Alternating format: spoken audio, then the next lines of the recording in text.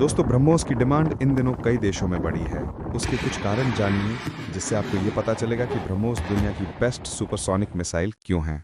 भारत बाकायदा दुनिया में क्लेम करता है कि ब्रह्मोस वर्ल्ड की बेस्ट सुपरसोनिक क्रूज मिसाइल है। ऐसा हम क्यों कहते हैं, इसके बारे में समझिए। देखिए, क्रूज मिसाइल वो मिसाइलें होती हैं जो कि ज़मीन के समानांतर चलती हैं। हाइपरसोनिक मिसाइल वो होती हैं जो कि ज़मीन से ऊपर उठती हैं और फिर घूमकर नीचे आती हैं। अगर कोई भी मिसाइल ज़मीन से ऊपर उठकर जाएगी तो ज़मीन पर लगे हुए रडार में वो दिखाई दे जाएगी, क्योंकि रडार अपनी तरफ से रेडियो डिटेक्शन एंड रेंजिंग तकनीक के माध्यम से जो रेडियो वेव भेजता है, उस रेडियो वेव की जद में वो मिसाइल आ जाएगी और उसका जानकारी पता चल जाएगा। डिफेंस में खड़ी हुई कोई भी मिसाइल उस मिसाइल को काउंटर करने चली जाएगी। मान लो आपने S-400 खड़ा कर रखा है, वो उस मिसाइल को हवा में ही मार देगा। तो ये जो बैलिस्टिक मिसाइल्स होती हैं, ये तुलनात्मक रूप से ज़्यादा दूर तक तो जाती हैं, लेकिन सक्सेसफुल कंसिडर नहीं की जाती हैं। वहीं जो क्रूज मिसाइल होती हैं, ये रडार को चकमा देने में माहिर होती है। ये मिसाइल ज़मीन के पैरेलल निकलते निकलते रडार के बगल में से निकल जाती है, क्योंकि रडार अपनी वेव ऊपर की तरफ फेंकता है तो ये उसके बगल में से निकलकर चली जाती है और लोकेशन पर जाकर फट जाती है। और तो और ये जो क्रूज मिसाइल है, ये अपनी कैटेगरी की बेस्ट है, बेस्ट सुपरसोनिक। यानी अगर स्पीड को सुपरसोनिक, हाइपरसोनिक, सबसोनिक में बांटा जाए तो सुपरसोनिक कैटेगरी जो 3 मैक तक जाती है, उसमें ये बेस्ट मिसाइल है। अब आप पूछेंगे कैसे पता चलता है कि बेस्ट है? पता चलता है प्रैक्टिकल से। देखो, आपने और हमने जो प्रैक्टिकल किया था वो तो जग जाहिर है कि भारत ने गलती से मिसफायर करके पाकिस्तान के अंदर 150 किलोमीटर तक ब्रह्मोस दाग दी थी। उसके बाद फिलीपींस ने इसको खरीदा। हमने अपनी गलती मानी और अपने 2-4 अधिकारी सस्पेंड करके सॉरी बोल दिया, लेकिन ब्रह्मोस को पाकिस्तान पकड़ भी नहीं पाया और वो इतना अंदर तक जाकर फट गई।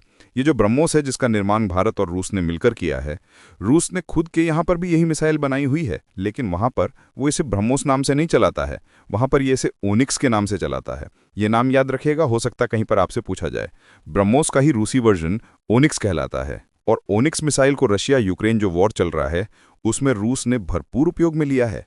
यहाँ दुनिया ने इसका दूसरा प्रयोग देखा कि कैसे ये बिना रडार के पकड़ में सटीक निशाने पर वॉर करती है।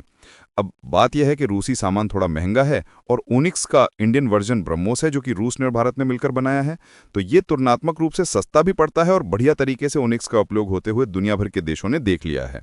देखो, जब भी युद्ध होते हैं ना, तो ये समझिए कि दुनिया में डिफेंस की वृद्धि होने वाली है, सेल्स ऑफ वेपन्स बढ़ने वाली है, और असल में वो वेपन्स की प्रदर्शनी लग रही होती है।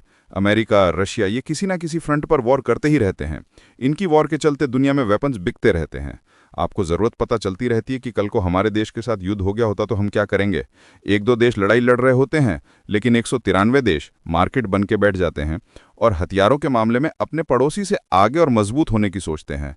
जिन देशों में पड़ोसी सही से रह रहे होते हैं, उन्हें लड़ाने का काम भी वेपन्स एक्सपोर्टर नेशंस करते हैं। लेकिन अल्टीमेटली इस वॉर से थोड़ा फायदा हमें भी हो गया। कैसे? चलिए बताता हूँ। भारत का डिफेंस एक्सपोर्ट बढ़ गया। क्यों? क्योंकि रूस ने इतने दिन तक युद्ध चलेगा ये कल्पना नहीं की थी, और तो और उसे खुद वेपन्स की ज़रूरत पड़ने लगी तो वो भारत ने सप्लाई कर दिए। रूस पर लगे सैंक्शंस की वजह से वो दुनिया के देशों को अपनी वाली मिसाइल बेच नहीं पा रहा है, जिसको दुनिया देख तो रही है लेकिन खरीद नहीं पा रही है। खरीदने के लिए ब्रह्मोस ही एकमात्र विकल्प बचता है। यही कारण है कि वियतनाम ने भी भारत से ब्रह्मोस की जानकारी लेते हुए इसे खरीदने के लिए इंटरेस्ट जाहिर किया है। तो वियतनाम संभवतः अगला देश होगा जो कि भारत के साथ फिलीपींस के बाद हमसे ब्रह्मोस खरीदेगा। ब्रह्मोस की तारीफ में एक बात और कही जाती है, और वो बात ये कि अगर आपने बचपन में ताइक्वांडो या फिर जूडो कराटे खेले हैं या फिर जानते हैं, तो उसमें ये कहा जाता है कि 1000 शॉट बेस्ट नहीं होते। शॉट वो बेस्ट होता है जो एक बार में ही 1000 बार की प्रैक्टिस के साथ मारा जाता है। इस तरह से ब्रह्मोस के बारे में भी ये कहा जाता है कि ये इतनी तेज है कि अगर कोई मिसाइल 500 किलो वॉरहेड ले जा रही हो बॉम्ब फोड़ने के लिए, उसके स्थान पर ब्रह्मोस 200 किलो में उतनी तबाही मचा देती है जितनी सामने वाला 500 किलो में तबाही मचाता है। ये ब्रह्मोस की तारीफ में कहे जाने वाले सवाल शब्द हैं। साथ ही साथ ये फायर एंड फॉरगेट मॉडल पर चलती है कि एक बार चला दिया भूल जाओ, वो टारगेट पे ही जाके फटेगी। अगर टारगेट हिला तो उसको टारगेट करके खत्म कर देगी। साथ ही साथ ये किसी भी मॉडल से चलाई जा सकती है। पानी से चला लो, हवा से चला लो, जमीन से चला लो, जहां से चलानी है चला सकते हो। चौथा, इसके बारे में कहा जाता है कि जब से भारत ने रूस के साथ समझौते को बढ़ाते हुए MTCR एग्रीमेंट साइन किया है, यानी दुनिया के देशों के साथ वर्ष 2016 में मिसाइल टेक्नोलॉजी कंट्रोल रिजीम पर जब से हमने साइन करके 35वीं कंट्री बनने का निर्णय लिया, उसके बाद से हमें अपनी ब्रह्मोस की क्षमता बढ़ाने का अवसर मिल गया है। अब ब्रह्मोस आने वाले समय में जो अभी तक की रेंज चल रही थी 290 किलोमीटर की मार्क क्षमता, अब हम उसे कितनी भी दूर तक ले जा सकते हैं। भारत ब्रह्मोस 2 का लगभग दूसरा वर्जन वर्जन 2020 में ट्राई भी कर चुका है, जिसकी 800-900 किलोमीटर से ऊपर की क्षमता है, 500 किलोग्राम से ऊपर का वॉरहेड ले जाने में सक्षम होगी और हाइपरसोनिक स्पीड पर जा सकेगी। यानी कि ब्रह्मोस 2 तो और भी भयानक आ रही है। लेकिन इस चीज़ में फिलहाल के लिए भारत की ब्रह्मोस इस समय दुनिया में जिन देशों को समझ में आ रही है, जो लोग इसके लिए ऑर्डर प्लेस करने वाले हैं, उसकी जानकारी मैंने आपको यहाँ तक दे दी है। दोस्तों, अगर आपको हमारे द्वारा दी गई जानकारी पसंद आई हो तो इस वीडियो को लाइक करके हमारे चैनल को सब्सक्राइब कर लीजिए। धन्यवाद।